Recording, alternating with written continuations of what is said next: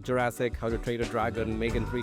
Some of those where they had a full takeover for an entire day just before the theatrical release that went Of the into homepage. yeah, that went into a trailer, an immersive trailer, or sometimes an integration, sometimes an experience. Those, when measured, have proved to be very, very powerful.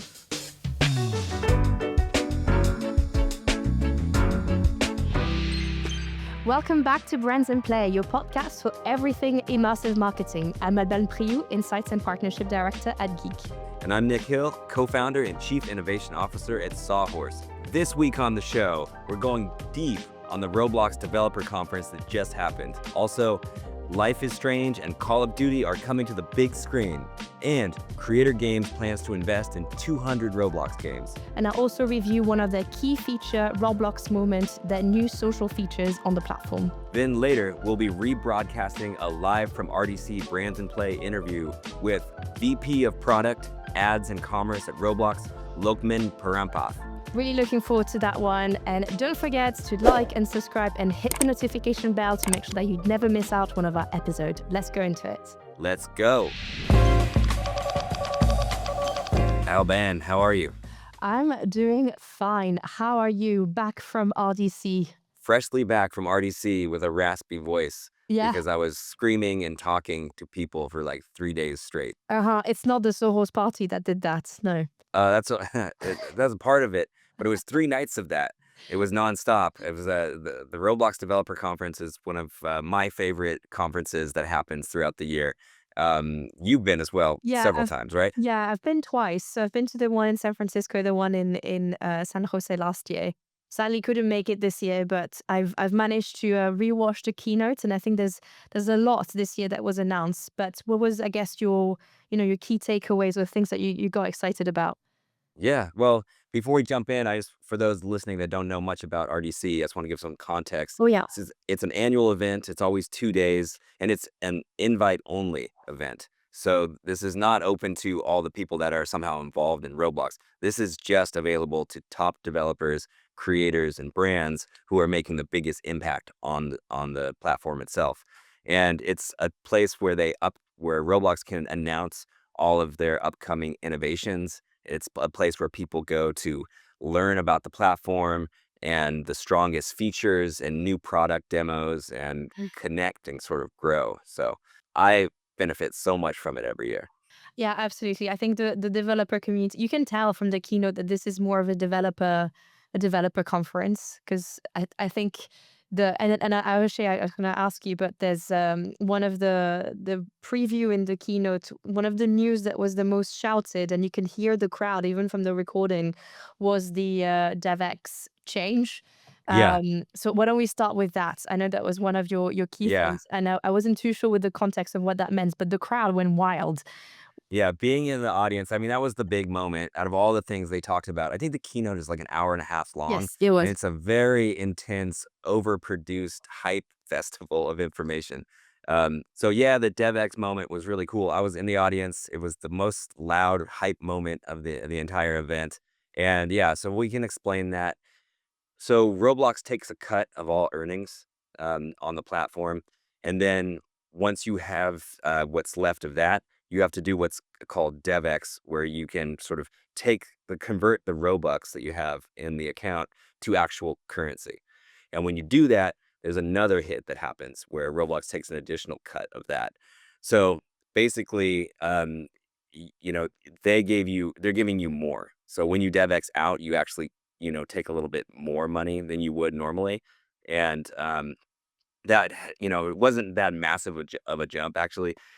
The current rate is, 0.0035. It jumped to 0.0038. So, not, significant, but in a platform that's kind of difficult to monetize on, I think all of these things really help and really make it easier for developers to be successful. What did you think about that? I think that's good. I feel like it's almost a bit, I mean, obviously it's good. A bit of a normal announcement, but I feel like they're probably looking at what Epic Game is doing. That there is a huge revenue share and a better revenue share where you can find on Epic, while it is still like very difficult. But if you go on the Epic Store or Fortnite, I think the revenue share, it might be a bit more interesting. So they're probably looking at other platform and making sure, like, how do we make sure that this is still like we continue to incentivize people to earn money. And I think one of their key goals, if I remember from David's 2025 predictions, was that there's going to be one of the developers that is worth, is it more than one? I feel like maybe it's not 1 million. I can't remember if it's a billion or a million that they were saying, but they probably are I trying think it's a billion. billion. That's it. Um, Probably makes and sense because million I would don't. have been done already. Yeah, I feel like they say they're on track to see that happen, but I don't think that's happened yet. No, that hasn't happened yet, but they probably are thinking about how do we create a $1 billion company within our creator Right. community by getting them more ways of generating revenue. It's possible.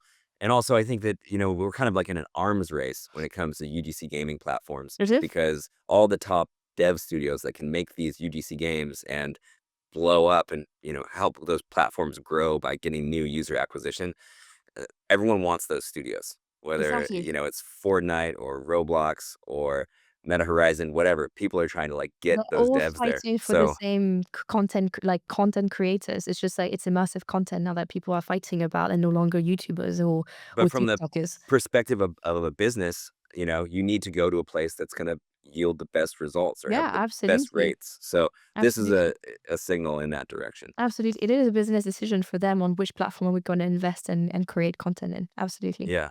What Um, did you also take away from I the I took keynote? away a few things. I think that there's been also other announcements around new IP licensing partners, specifically one of the largest manga publisher, Kodansha. Hope I'm pronouncing this right.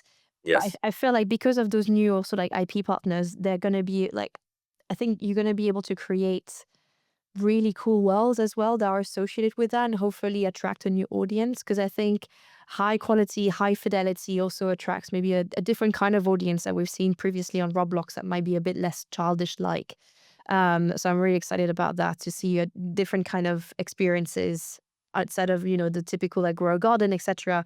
I would Yeah. love to see a really high fidelity, a bit more of a complex gameplay have a huge audience. And as you said, like a sort of games that you find in AAA games.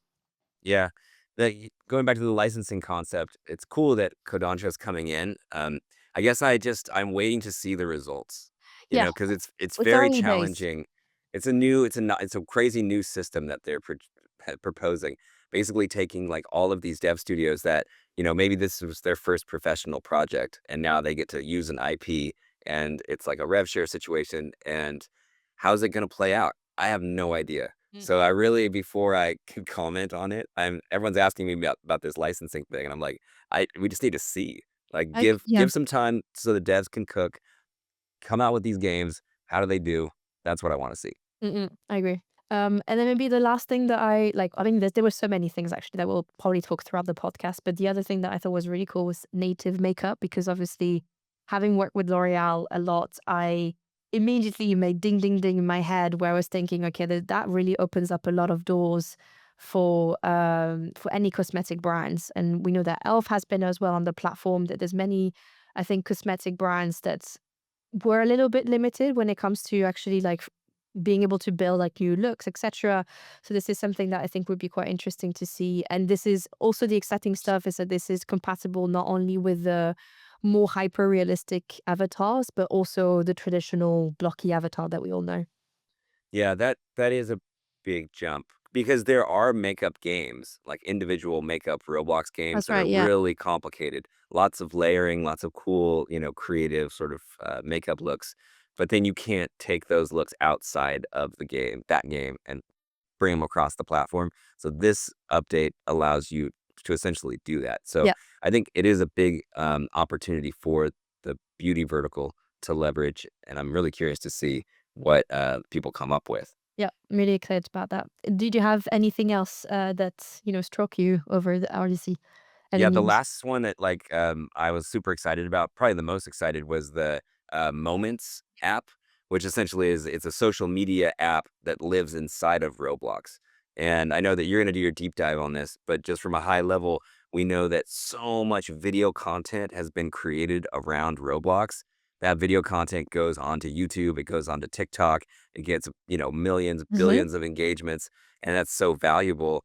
now essentially that can happen inside of Roblox, and there's a bunch of additional benefits for different sources. So, what were your thoughts, initial thoughts on this? I mean, it makes a lot of sense. I don't want to spoil my review, but I think it just makes so much sense. I think for them to start to centralize those kind of content, but there's a few things that I feel like are still a little bit missing. But I'll go into it like I'm really excited about this, but I think it was still like a very early days on Yeah. what the potential of this feature could be.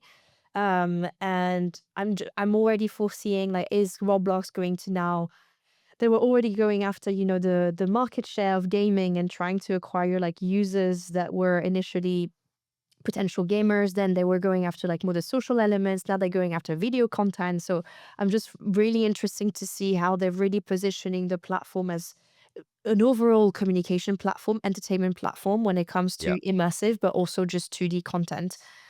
We can And talk about I'm this all day, but that is the one really Yeah, we'll interesting we'll talk thing. about it more in the review, but there's a lot to unpack with this. I think that was the highlight that everyone is talking about, is this release of this new feature because everyone can see the potential of it. Right. Yeah. And before we move on, I just have to say it because this is so interesting to me is that right now the Roblox player base is very traditional, right? It's a lot of younger people. They have a certain expectation of the type of games they play. But it's so interesting to think about like, what is the Roblox audience going to look like in 10 years from now or Hmm. 5 years? And you look at what's happening with like Grow a Garden and Dress to Impress, where these games are so massive that you have all these outsiders that don't even play Roblox that discover it for the first time. And you could see a world where the platform itself just can look or should look very different because there's a lot of different types of users, older users, people with different expectations. I could see a world where it really starts to become something else. I think that's pretty future leaning. I don't think Yeah, we're no, gonna I see agree much with you. change next year, but like that's really interesting to think about. I agree. I'll unpack it, but I have a few notes on how they can improve the feature that kind of aligns with what you're saying now. Okay, Shall we move on let's to move on. our next storyline? I don't want to bore Yes. everyone, but another really exciting news outside of Roblox this time. But we've seen after The Last of Us, Minecraft, there are two new game IP that are coming onto the big screen with Call of Duty and Life is Strange. So I'm really excited with both. Life is Strange probably a bit more because I'm more of a fan of the IP, but Call of Duty, there is an incredible rumor. I don't know if, I mean, it's not a rumor. I feel like that has been actually released by the press, what is confirmed by the press. But Steven Spielberg wanted to do the Call of Duty movie, and he is a big gamer of this IP. And Activision turned him down because they wanted Damn. they wanted to remain in control around the storyline and the IP. And I think he probably came with lots of clauses and making sure that he has full control creatively. So they Yeah. turned him down and sold the right to Paramount. So that was the first, crazy thing that I couldn't believe that they turned like one of the biggest directors of all time. But why not? Wow. I Uh, didn't know that. That's I crazy. I feel like it kind of shows. I think it's probably. I wonder if it's because they've been a bit burnt by World of Warcraft, and they probably are thinking we actually can't let go of creative controls because we know that when it's done improperly, there's a huge backlash And around. that's too big of a risk. That's These are too big of a massive risk, and I blockbusters. I wonder if even him coming and saying, "But I'm such a big like fan of the game, and I'm Steven Spielberg." So, but I think even that they probably are a bit scared of what's happened with World of Warcraft, so they just want to make sure that they think about the community first before they think about who is doing the game, and they just really want to have that creative control, which I think is not a bad idea. I just thought it was crazy that they turned him Yeah. down. But Well, I think in general, like it's a challenge, right? If you're gonna make it, you're gonna spend all this money on it, and then it has to perform, and it has to be yeah, yeah, amazing. yeah. Fans are brutal, and there's so many fans of this IP over the years that like you got to get it right. Also, just as a filmmaker, storyteller myself, I'm like, what story are you going to tell? I mean, this franchise has been around for what almost 10 years, maybe Yeah. longer, and the creative kind of spans all wars. Yeah, Going exactly. back to World War I, World War II, and then all the modern stuff, and then it's like into the future. It's like, what is warfare like 10 years from Mm, now? mm, Like mm, mm. that is Call of Duty. So how do you make a movie I don't know. with a character at a through line with that. Yeah, I am a little bit scared because I feel like they have the similar problematic as Minecraft, where there's not one storyline. Like this, it's very different, and we'll talk about Life is Strange. But Life is Strange or The Last of Us, it's a storyline. It's a linear story, so it's Hmm. it's kind of it. You can really Easier. envision it being made into a film or series. With franchise like Call of Duty or Minecraft, there are so many stories that have been created over and over again around the IP that it's a bit scary about what's going to happen. And then the other one that's really exciting is Life is Strange, um, that has been bought by Amazon. So this is also going to be a live action, but that makes more sense to me. And it's going to be turned into a series, and that would be written out by Charlie Covell. So again, really excited about that one. I really love the storyline, and I think this one I'm a little bit more um like certain that it's gonna be like aligned with the storyline. It's a bit easier again, like as I said, because there is a whole story and they're gonna make it as close as possible to the game itself. So I feel like this could potentially be the same as The Last of Us, where people that are a fan of the game are not gonna be disappointed. But hey ho, might still happen. But I have big faith on that one. That's awesome. Yeah, I mean, I'm looking forward to both those releases, and yeah, time will tell. What do you have next? Next, I have a story about Creator Games. And Creator Games essentially is a Roblox data analytics platform with the goal of empowering Roblox creators and buyers to build the future of gaming together. Essentially, there's been an investment into the company, and what their goal is to identify the upcoming games that have a lot of potential on Roblox to be massive hits, leveraging AI to kind of discover that, and then leveraging like human insights and licensing experience to kind of like position all of those games, and then invest money into those games and time and expertise and grow them, all at the same time helping the creators maintain ownership of those games, and then even helping with acquisitions and making sure that Mm. there's fair business practices. And I think this is much needed because, look, at this point, Roblox is a massive industry. There's a lot of money on the line. There's a lot of opportunity. And what's happening is the best devs in the world are 20-year-olds with it's the first time they've ever done anything. So they lack experience, expertise, professionalism. And I think that this strategy that's happening will really help identify and support and, kind of foster these top creators. And I think it's good from the advertising lens because there's just more professional people building amazing things on Roblox, and brands can now can partner with them if they're interested, and it's just a way to kind of like make this less of a black box and more of a real functioning industry that I think demand is moving in that direction. Mm-mm. What did you think? I'm really looking forward to see what title they're gonna invest in. Yeah, well, there's 300 of them or 100 of them over the next 3 years, so, like, it's or how many is it? Wait, let's 200, make he sure said you 200. it's 200 Yeah, over the next 3 over the years. next 3 years. So Okay, there'll be yes. loads, loads of exciting opportunities for sure. Should we move on to real time review and talk a little bit more about Roblox and RDC for those that are not bored yet? Let's go to the Let's reviews. get into it.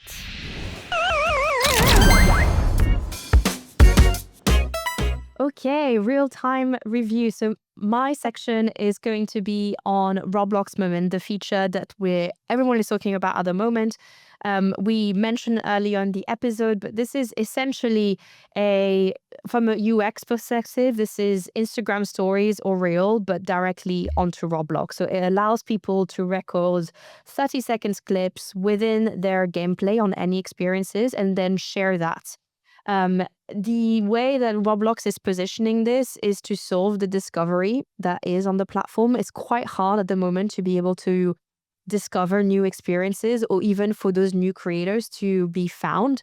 So the idea is that, if you're trying to find for new experiences, you'll be able to scroll. If you find a gameplay that looks really cool and you want to try it out, there is an easy button that is you can click join, and that allows you to jump straight into the experiences, which is really exciting. Sadly, I am in the UK, and Nic is showing you how it looks right now. So it's the same as like TikTok. It's a feed and you just scroll. I can't have it in the UK yet, but I've done a lot of research, and there was a lot of clips that people were sharing around. So I'll let you know what I thought was good about it. So first thing, as I said, we know that Roblox content is huge. There's 1 trillion views already on YouTube of just Roblox content. So this is a huge part of any developer strategy when they're thinking about releasing a game. Having content on a social media platform is a great way to create fandom, and in general to create excitement around your game. The other cool thing that I thought was the integration with a new API that allows you, and I think this is something, Nic, I'm interested to hear your thoughts, but the difficulty here is like, how do you prompt people to record really cool moments that are happening within your game? So if you have like for example, if you have a hobby and there's a moment that this is where people are failing, the developer can essentially automatically record that, so that when the person's win and manages to like jump into a new challenge, or manages to complete that level, they're then prompted. So there will be a window that says, this was recorded, do you want to share it? And I think there's several ways for people to utilize the API, so that it incentivizes more people to create content. Because my fear is that people are not going to automatically want to do it. But I thought the API integration was really cool. And again, there's another example that they showed, which is daily highlights. So that allows the battle royale games or the competitive like racing games to show what were the top moments on that day. So another way, I think, to share content with your community. And I really liked that API integration. I thought that was really smart. Yeah, I'm super pumped on this. I think it's awesome. We already know it works externally.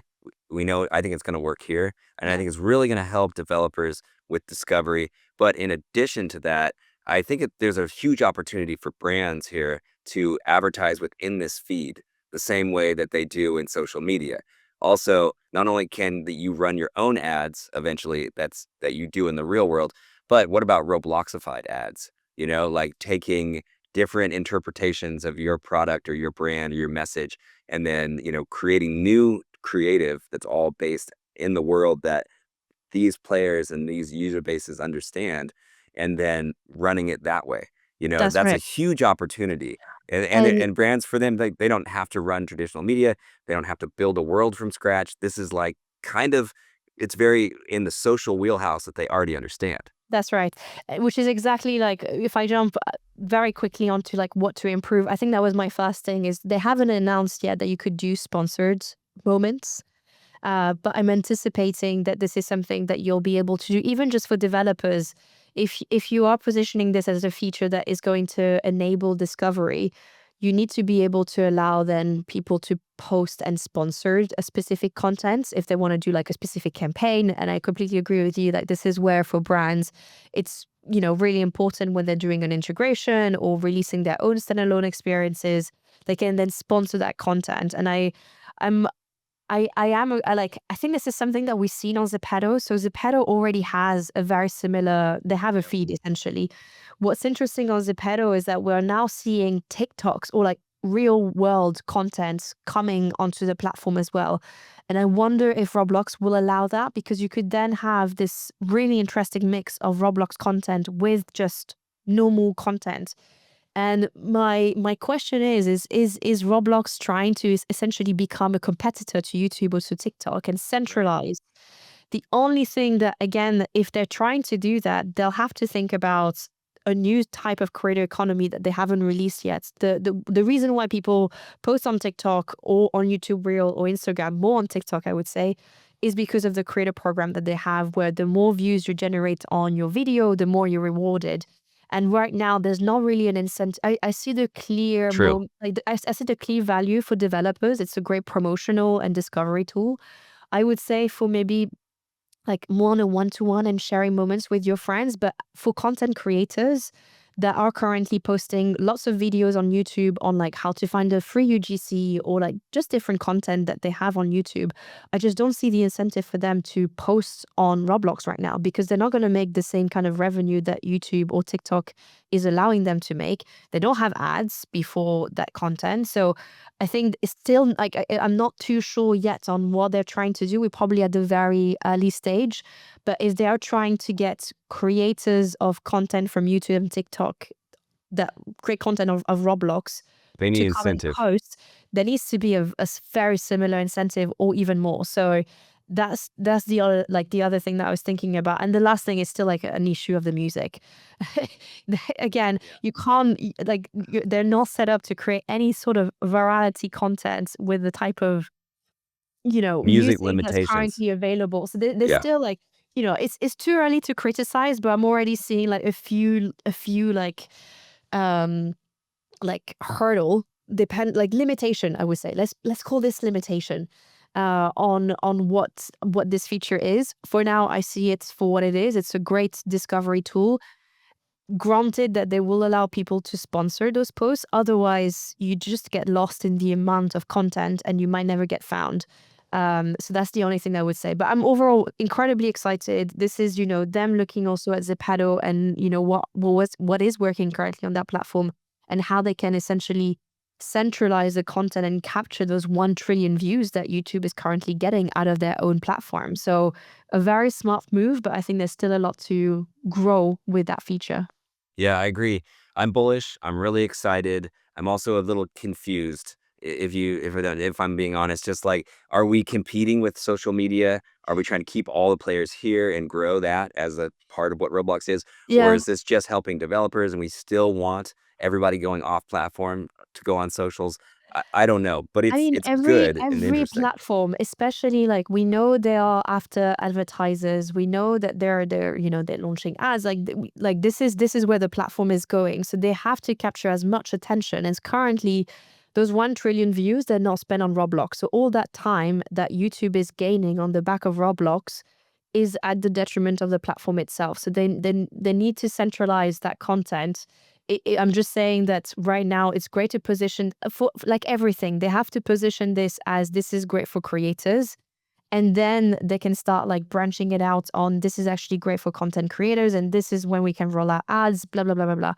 Because I think if otherwise, we know how the Roblox community is. They have to understand what is the use case first for developers and then how does that roll out for the rest. But there needs to be the everything platform. So they obviously are looking at where we're currently losing dollars, and how do we harness this and centralize this. Yeah, well, let's watch it closely because it's going to be Yeah. cool. But But let's keep speaking this of episode ads, moving.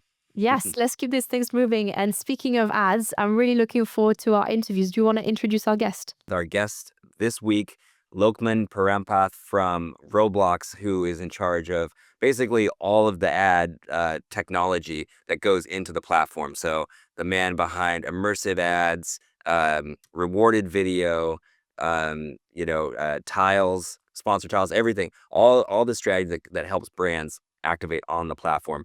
I was able to sit down with him live at the Roblox Developer Conference at a side event we had organized, and we had an amazing conversation. So without further ado, let's go to that chat.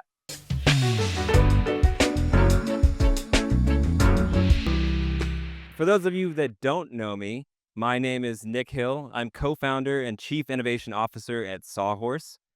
And Sawhorse is a creative agency that tells brand stories. We make branded content, everything in the form of video, and now in immersive platforms like Roblox and others.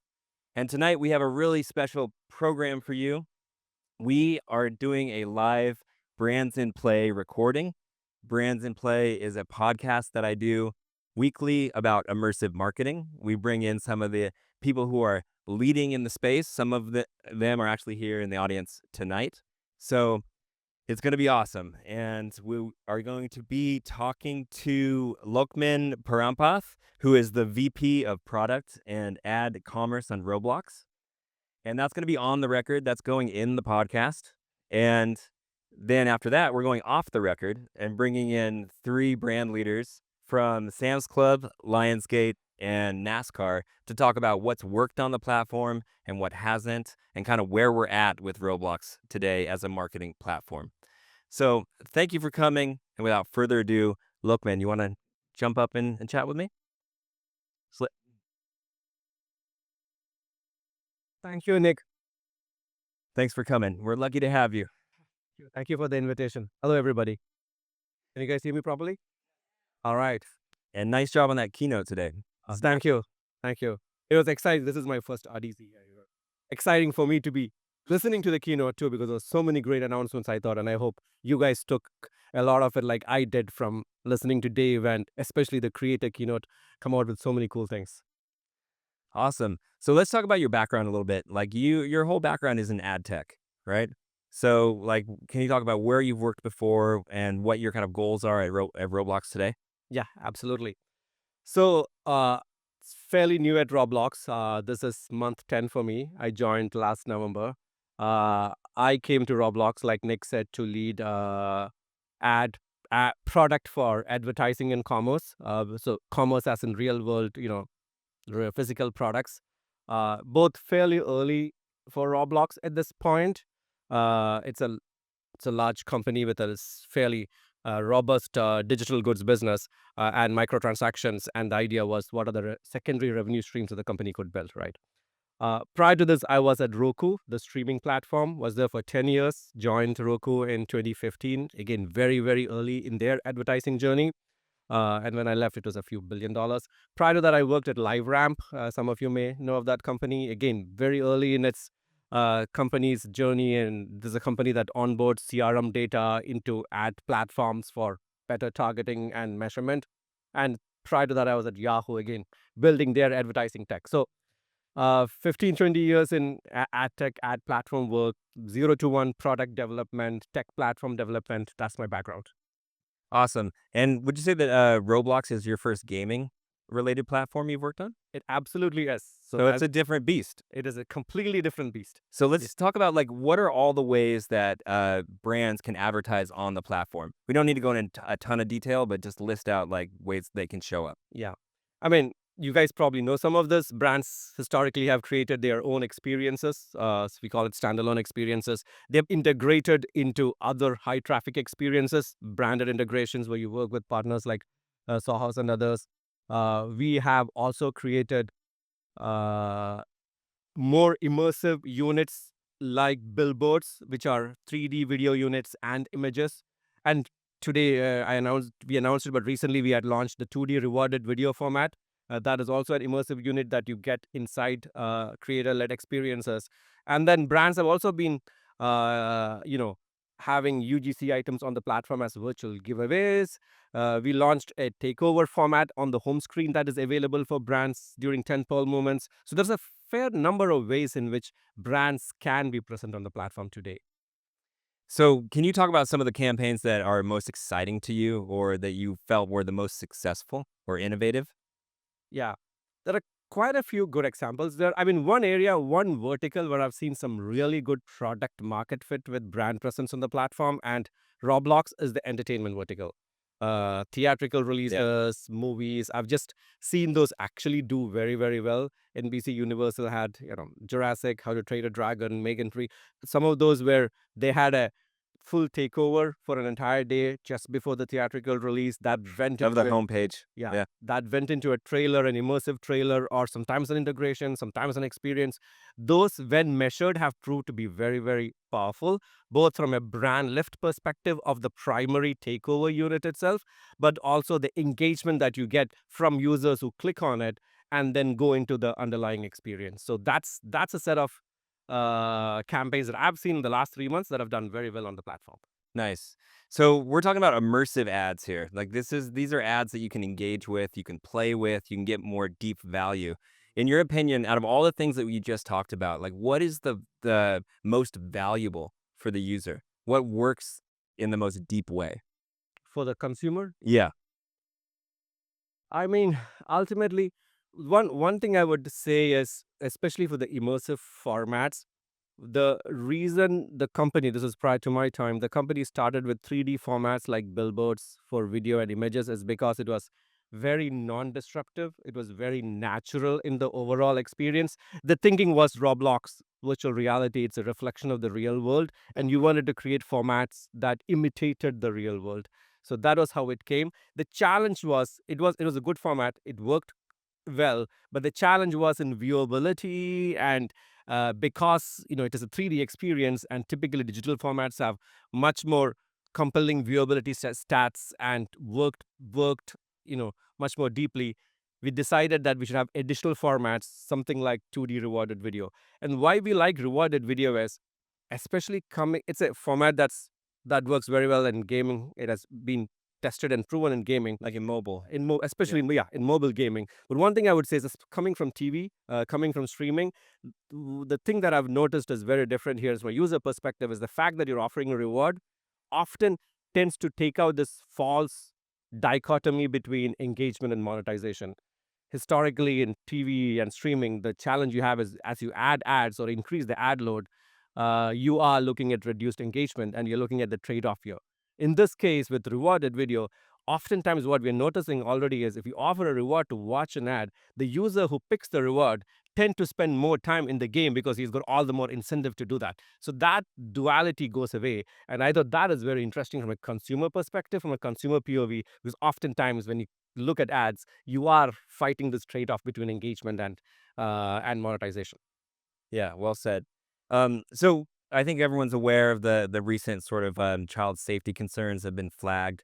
Um, I know on the keynote it was pretty awesome. All the steps that are being taken to make sure that the platform itself is a brand safe platform for advertisers. Like, you want to talk a little bit about how strategies that are being employed in order to you know, calm those concerns. Yeah. I'm happy to cover that. I mean, there are experts in the company who are following up on that. There was an AMA today with Matt Kaufman and Nick and others. What I would say is Roblox, because it was built as a very, as a platform for kids, safety has been part of how the company has evolved from the very beginning. It's not an afterthought. It's not something the company started investing in 3 or 5 years ago. It's been there from the origins of the company, and I can see it even in 10 months, and the amount of investment that goes into the trust and safety team, and not just in terms of moderation and the level of policies, guidelines, and the tooling we create, but also the level of AI that we have built to try to automatically figure out scenarios where you have unfriendly actors on the platform, content that is not right for the set of users that are watching it. All of that has evolved substantially. And I feel like we're probably at the top end of the curve with respect to companies that are investing for this. The challenge is because we are growing so much, 112 million daily active users, it's a very, very hard problem. And you're always looking at some edge cases that needs to be solved. So I think the company is investing more, and these things will happen in large companies, but there is no stone left unturned, according to me, within Roblox, to make sure that the because it is such a young platform, that we do not that everything required, every investment required to be done to make the platform work for users in all scenarios is happening. So I'm very confident in the efforts that are being made at the company level. Yeah, that's a lot of work, a lot of Yeah, TLC that goes into that. It's awesome. absolutely. So if you had to sum up, like, what is your biggest challenge in growing the Roblox ad business? Like, it's like Mhm. ads are kind of a newer thing on the platform. It's been a challenge to get it to work. What is in your mind the biggest hurdle? Yeah, it's a good question, and I can tell you from my experience. Like I said, prior companies where I worked at, advertising was either the largest revenue stream or the only revenue stream. At Roblox, we are coming in with a substantially large digital economy business. It is already in multiple billions of dollars. And we are adding advertising as an incremental revenue stream. So oftentimes in communication with devs and creators, the question revolves around, especially for the larger ones, how does ads play into my in-game economy, and how do I prove that it is truly additive or incremental? And the developer mentality of making sure that they're fair across all of their user base when they offer something like advertising rewards related to advertising, and that optionality is there, and the kind of advertising actually meets the guidelines. So all of this play into what is an interesting challenge for me, and I feel like also a big opportunity for Roblox. I mean, this is going to be a secondary revenue stream, a large revenue stream, but still a secondary revenue stream for the company. And so that does bring its additional set of things that we need to work through. Nice. So, last question. I want to jump into the future, and this is a prediction question. Let's say 5, 10 years from now, what does advertising on Roblox look like? Oh, I mean, it's a great question. I think it'll be immersive. Roblox is gonna be at the forefront of these 3D immersive platforms. And I think some of the things that you saw today with Anupam and his team on AI and 4D generation.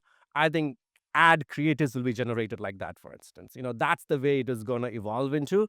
And I'm excited to see how quickly we get there. But as the platform itself moves in that direction, advertising will just piggyback onto that. Well said. Well, that's all the time we have. I want to jump into our panel. Louqman, thank you so much Thank you, for Nick. joining us. Thanks. Yeah, let's hear it for Louqman. Thank you, everybody.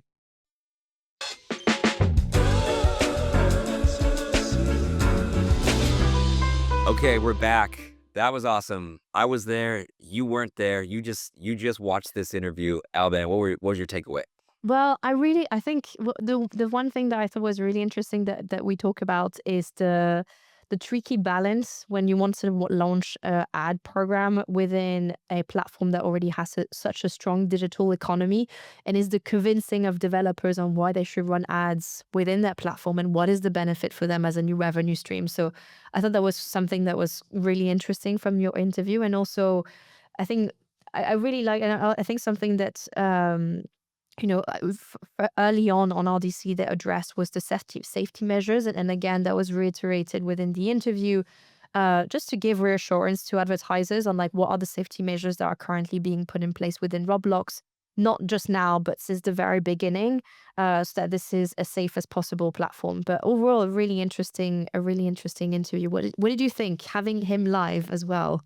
Yeah, well, I'm just impressed. I mean, the guy has a really impressive ad tech background Yes. at some of the most influential places in Silicon Valley. So having him join Roblox gives me a lot of confidence that they're gonna figure it out, and he's kind of like the guy to do it. So it was really cool to hear him his point of view on it.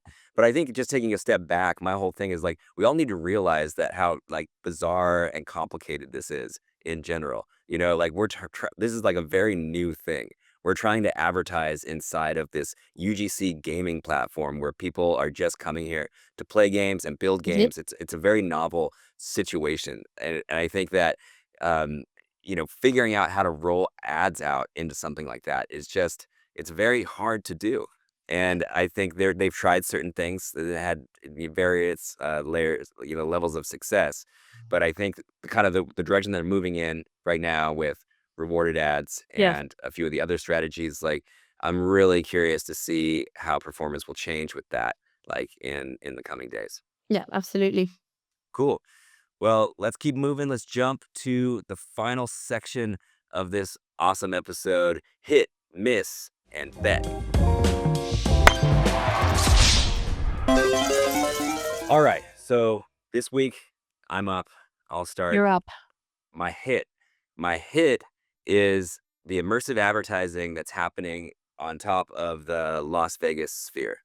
And for those that live under a rock and don't know what the sphere is, it's this massive 366 foot tall 3D dome essentially in Las Vegas. You can basically be in any skyscraper in like eye shot, and it's all you see. In a normal city that's all sort of standard, it's this huge glowing orb. And I think from a creative brand storytelling standpoint, it's such an opportunity for brands to take over that space and like bring like a three-dimensional advertisement to life. And I've seen so many great brands take advantage of this and kind of get creative and do things that you normally wouldn't do. I know like brands like Google, Xbox, Microsoft, Sony, Adidas, Intel, Heineken, everyone's like leveraged this thing over the Mhm. past year and a half. We got an opportunity to work with our partners at Vice when we did our Coca-Cola Y3000 Oh, sick. project. and we got to, create some stuff and put it inside and get the impact there, which is fantastic. And yeah, and most recently I just saw one for the Wizard of Oz. They're doing like a Wizard of Oz kind of immersive experience inside. And what they did is they took the evil witch or the wicked witch's legs, and they put these massive three-dimensional legs physically like sticking under the ball, as Okay. if the ball like landed on her just like the way like the house did with Dorothy. And I just was like, this is the type of marketing that like is so like interesting. Like when you see that, you just lean in. You're like, what did they build? And it's like it's so great. So that's my win. I would say that one challenge obviously is it's expensive to do. If you want Yeah. to take over the sphere for one day, it costs $450,000. If Oh you my want to take gosh. it for a week, it's 650,000. So challenges there, but I'm hyped on it. What are your Yeah. thoughts? I mean, like when the sphere start like when it was first launched, I saw it on Instagram, and it's kind of the first few out of home that has an Instagram and that gets, engagement, which I think is really interesting. And I initially thought that it was fake because it looks so out of place within Las Vegas because Yeah, it's like this, yeah, this digital it's dough, surreal. as you said. So I was like, surely this is fake. And also when they launched it, it was like the smiley face one, which I think everyone has seen. But I agree with you. I love it. It's such a fun way to just, I don't know, make out of home just much more interesting. And this is also an incredible music venue. Like I would like kill to be able to just see any concert inside it. Because I think that like that's just crazy. This venue is incredible, but I haven't seen the one for Wicked, so I'll check it out. They also have there's a Sphere Instagram, so again, it just shows the engagement that there is around Yeah, just this out of home. give me more Sphere ads, and Yeah, I'll be yeah, yeah, happy. yeah. I'm happy every time I see it. What's Um, your miss? my miss, and this is like an allegation, so this isn't proven, but this is Ooh, with Meta, and essentially a whistleblower from within the company is saying that Meta artificially boosted its shop ads e-commerce performance.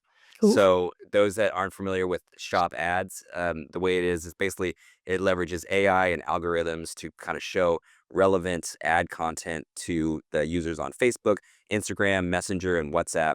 And then it kind of basically just attaches either a link that goes to your store where you can buy products, or e-commerce solution that's just physically built in.